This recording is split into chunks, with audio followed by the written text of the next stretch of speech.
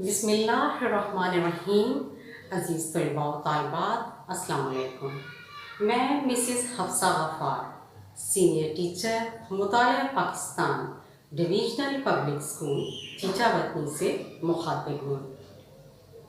عزیز طلباء، جیسا کہ آپ جانتے ہیں کہ کرونا وائرس وبا کی وجہ سے پورا ملک جزوی طور پر لاک ڈاؤن کا شکار ہے، اور یہ لاک ڈاؤن آپ کی تعلیم کے آڑے نہ آئے، اس سلسلے میں ڈویژنل پبلک اسکول چیچا وطنی نے آپ کے لیے آن لائن کلاسز کا سلسلہ شروع کیا ہے۔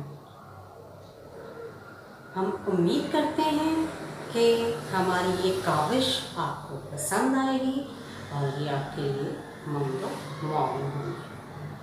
تو آئیے چلتے ہیں آج کے سبق کی طرف۔ پاکستان کے اہم قدرتی خطے، خصوصیات اور مسائل۔ سب سے پہلے تو عزیز طلباء یہ دیکھتے ہیں کہ قدرتی خطے سے کیا مراد ہے۔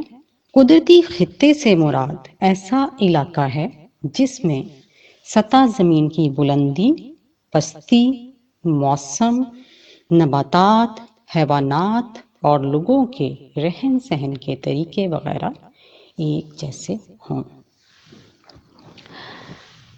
پاکستان کو درج ذیل 5 اہم قدرتی خطوں میں تقسیم کیا جا سکتا ہے: میدانی خطہ، صحرائی خطہ، ساحلی خطہ، مرطوب اور نیم مرطوب پہاڑی خطہ، خشک اور نیم خشک پہاڑی خطہ۔ سب سے پہلے جائزہ لیتے ہیں میدانی خطے کا۔ پاکستان کے میدانی خطے کا زیادہ حصہ صوبہ پنجاب اور صوبہ سندھ میں آتا ہے، جسے دریائے سندھ کا بالائی اور زیریں میدان کہتے ہیں۔ البتہ کچھ میدانی خطے صوبہ خیبر پختونخوا اور صوبہ بلوچستان میں آتا ہے۔ آئیے اب ہم ان سب کا باری باری ذکر کریں گے۔ پنجاب کا میدانی خطہ، یہ خطہ جسے دریائے سندھ کا بالائی میدان بھی کہا جاتا ہے، بڑا زرخیز ہے، جو دریاؤں کی سالہ سال سے لائی ہوئی پھلدار نرم مٹی سے بنا ہے۔ یہ خطہ پھوٹوہار اور کوہستان نمک سے شروع ہو کر مٹھن کوٹ تک پھیلا ہوا ہے۔ یہ سب سے بڑا قابل کاشت رقبہ ہے۔ دو دریاؤں کے درمیان کی زمین کو دوآبہ کہتے ہیں۔ پنجاب کی زمین کئی دوآبوں کے درمیان ہے۔ فصلوں کی آبپاشی کا بڑا ذریعہ انہار ہیں۔ آبادی کی بڑھتی ہوئی ضروریات کو پورا کرنے کے لیے نہروں کے علاوہ ٹیوب ویلوں سے بھی آبپاشی کی جاتی ہے۔ دریاؤں پر بیراج بنا کر نہریں نکالی گئی ہیں۔ ان نہروں میں آبپاشی انہار بھی ہیں اور رابطہ انہار بھی ہیں۔ ملک کی آبپاشی انہار اور بیراجوں میں سے زیادہ تر پنجاب کے میدانی خطے میں ہیں۔ گندم، کپاس، چاول، گنا اور مکئی اہم فصلیں ہیں۔ کینو، آم اور امرود کے باغات بھی وافر مقدار میں ملتے ہیں۔ زرعی نقطہ نظر سے اس خطے کی بڑی اہمیت ہے، جو نہ صرف ملک کی غذائی ضروریات پوری کرتا ہے بلکہ پھلوں کے علاوہ کپاس اور چاول کی برآمد سے کثیر زر مبادلہ بھی کماتا ہے۔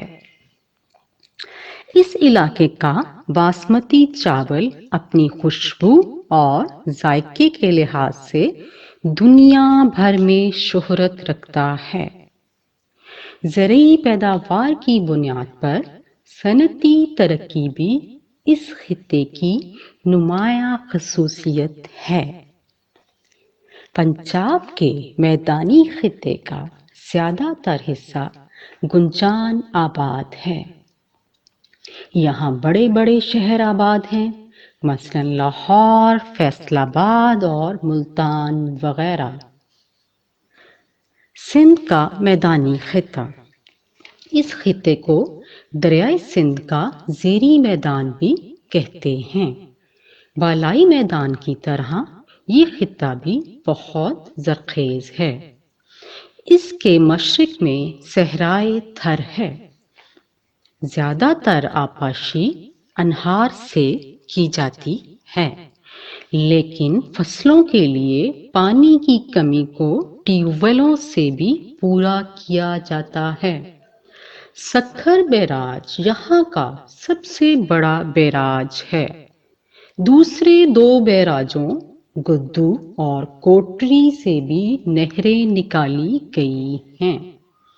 गंदम, गन्ना, चावल और कपास इस खिते की अहम फसलें हैं।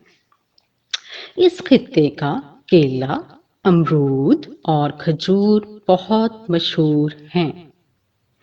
कराची और हैदराबाद यहाँ के दो बड़े शहर हैं। ये शहर सनतों के लिए भी मशहूर हैं। सूबा खैबर पख्तूनख्वा और सूबा बलूचिस्तान का मैदानी खिता। सूबा खैबर पख्तूनख्वा का मैदानी खिता ज़्यादातर पेशावर, बन्नू, लकी मरवत, डीआई खान और मर्दान के इलाकों पर मुश्तमिल है। पेशावर के मैदानी खिते को वारसक डैम से नहरें निकालकर सैराब किया गया है। मर्दान के खिते को दरियाए सिंध से निकलने वाली पहवर हाई लेवल केनाल और बन्नू लकी मरवत के इलाके को दरियाए करम से निकाली जाने वाली नहर सैराब करती है, जबकि डीआई खां को चश्मा राइट बैंक कैनाल सैराब करती है। सूबा बलूचिस्तान एक खुश्क खिता है जिसका ज़्यादातर मैदानी इलाका गद्दू बैराज से निकाले जाने वाली अनहार से सैराब होता है। नहरी पानी की कमी है जिसे ट्यूबवेलों या दूसरे ज़राए से पूरा करने की कोशिश की जाती है। सूबा खैबर पख्तूनख्वा के मुकाबले में बलूचिस्तान में बारिश कम होती है। गंदम, तंबाकू, गन्ना, मकई और चावल यहाँ की अहम फसलें हैं। अज़ीज़ तलबा, पाकिस्तान के अहम कुदरती खित्ते, उनकी खसूसियात और मसाइल हम पढ़ रहे हैं। इस सिलसिले का एक खिता हम पढ़ चुके हैं जो कि है मैदानी खिता। आइए अब हम दूसरा खिता पढ़ते हैं जिसका उन्वान है सहराई खिता। ऐसा इलाका जहाँ सालाना बारिश 10 इंच से कम हो सहरा कहलाता है। पाकिस्तान का जनूब मशरकी हिस्सा रेगिस्तानी खसूसियात का हामिल है और एक वसीओ अरीज रकबे पर मुहित है। पंजाब में ये इलाका बहावल नगर से शुरू होकर बहावलपुर और रहीम यार खान तक फैला हुआ है और सिंध में सक्खर, खैरपुर, सांगढ़, मीरपुर खास और थरपारकर के इजला पर मुश्तमिल है। इस सहरा को पंजाब में चोलिस्तान या रूही, जबकि सिंध में थर और नारा के नाम से पुकारा जाता है। यहाँ सहराई नबातात मिलती हैं। लोगों का ज्यादातर पेशा भेड़, बकरियां और ऊंट पालना है। बारिश कम होती है इसलिए यहाँ पानी का बहुत बड़ा मसला है। आमतौर पर बारिश के पानी को तालाबों में जमा करके पीने के लिए इस्तेमाल किया जाता है। कुछ इलाकों को नहरों से भी सैराब किया जाता है।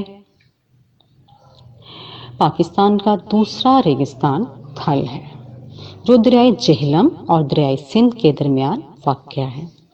ये रेगिस्तान मियाँ वाली, लिया, भक्कर, खुशाब और मुजफ्फरगढ़ के इजला पर फैला हुआ है। इसके कुछ हिस्सों को दरियाए सिंध से नहरें निकालकर सैराब किया गया है। नहरों के अलावा ट्यूबवेलों से भी आपाशी की जाती है। कहीं कहीं बारानी काश भी देखने को मिलती है। बारानी काश यानी ऐसी फसल जो बारिश के पानी से काश की जाए। پاکستان کا تیسرا ریگستان خاران صوبہ بلوچستان میں واقع ہے۔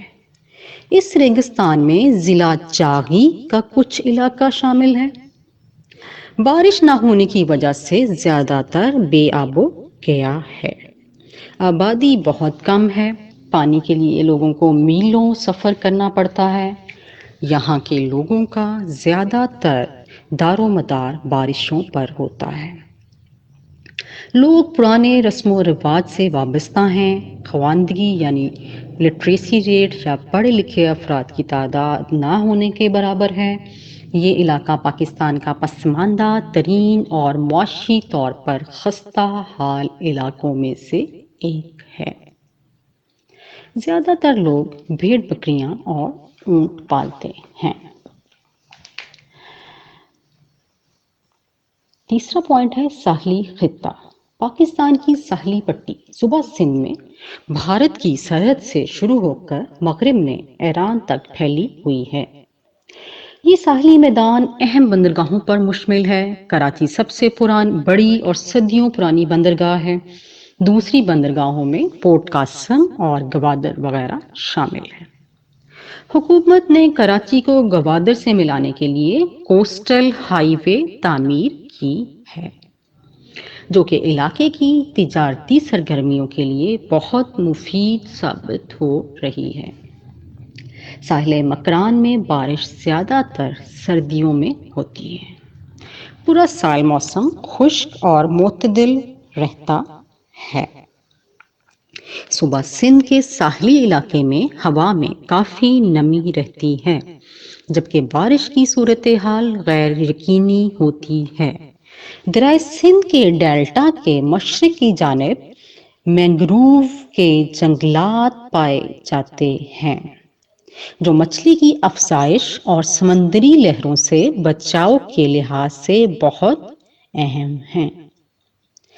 لوگوں کا بڑا پیشہ ماہی گیری ہے، یعنی مچھلیاں پکڑنا ہے۔ چوتھا پوائنٹ مرطوب اور نیم مرطوب پہاڑی خطہ۔ پہلے مرطوب پہاڑی علاقے کا جائزہ لے لیتے ہیں، اس کے بعد پھر نیم مرطوب پہاڑی علاقے کا۔ وسطی ہمالیہ کے مرطوب خطے میں ہزارہ، مانسہرہ، ایبٹ آباد اور مری کا علاقہ شامل ہے، جو پاکستان کا سب سے مرطوب خطہ ہے۔ یہاں بارش سردیوں اور گرمیوں دونوں موسموں میں ہوتی ہے۔ سب سے زیادہ بارش مون سون کی ہواؤں کی بدولت ہوتی ہے۔ گرمیوں کا موسم بڑا خوشگوار ہوتا ہے۔ جون میں یہاں کا اوسط درجہ حرارت 26 ڈگری سینٹی گریڈ تک رہتا ہے۔ نیم مرطوب پہاڑی علاقہ اس خطے میں کوہ ہمالیہ کے شمالی اور عقبی علاقے شامل ہیں۔ بارشیں بہت زیادہ نہیں ہوتی۔ سب سے زیادہ بارش وادی کشمیر میں ہوتی ہے۔ زیادہ تر بارش فروری سے اکتوبر کے مہینوں میں ہوتی ہے۔ اس خطے میں درج ذیل علاقے شامل ہیں: وادی کشمیر، وادی چترال، وادی سوات اور کوہاٹ۔ پانچواں اور آخری خطہ خشک اور نیم خشک پہاڑی خطہ۔ خشک پہاڑی خطہ اس علاقے میں صوبہ بلوچستان میں مکران، لسبیلا، کلات کی چھوٹی پہاڑیاں، چاغی اور خاران کے ریگستانی علاقے، شمالی علاقہ جات، سکردو، چترال، گلگت وغیرہ۔ صوبہ خیبر پختونخوا کے جنوب میں مغربی اضلاع ڈی آئی خان، ٹانک، بنو، کرک اور کوہاٹ وغیرہ شامل ہیں۔